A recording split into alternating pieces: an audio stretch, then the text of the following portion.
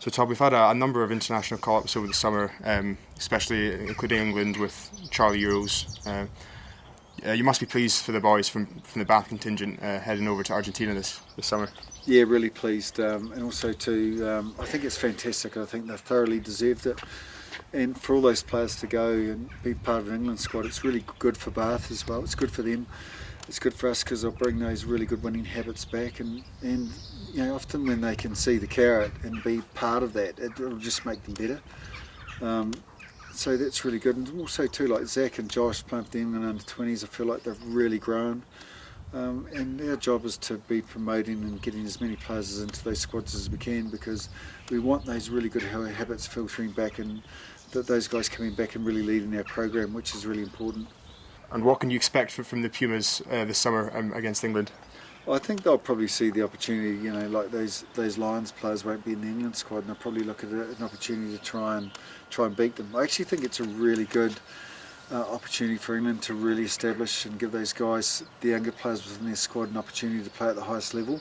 I mean, the Argentinians, as they showed in the championship, can really foot it with all the teams, and they're not that far away. You know, they're a really good top quality side, and they've showed that in every World Cup. So I think it'll be a good test for Eddie Jones's young guys, and that'll be a tough little series. And I think you mentioned the likes of Zach Mercer and Josh Bayliss.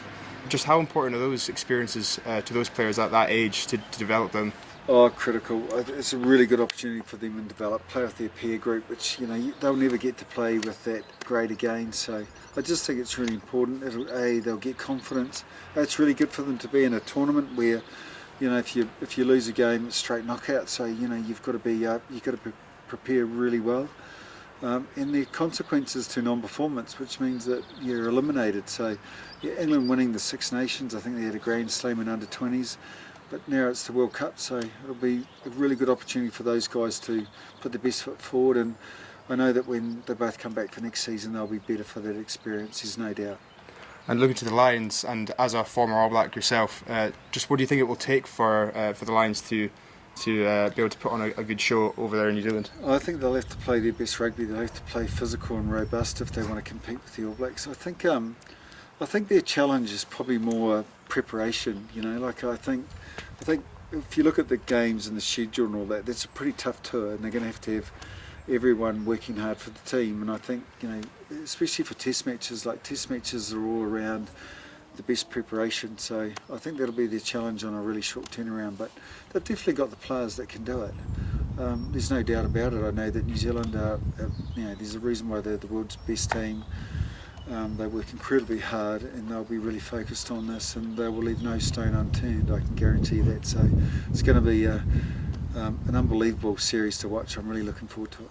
And all three of our Lions have had a very impressive season, but in particular, Toby Faletau is an example of an incredibly consistent, high-performing player.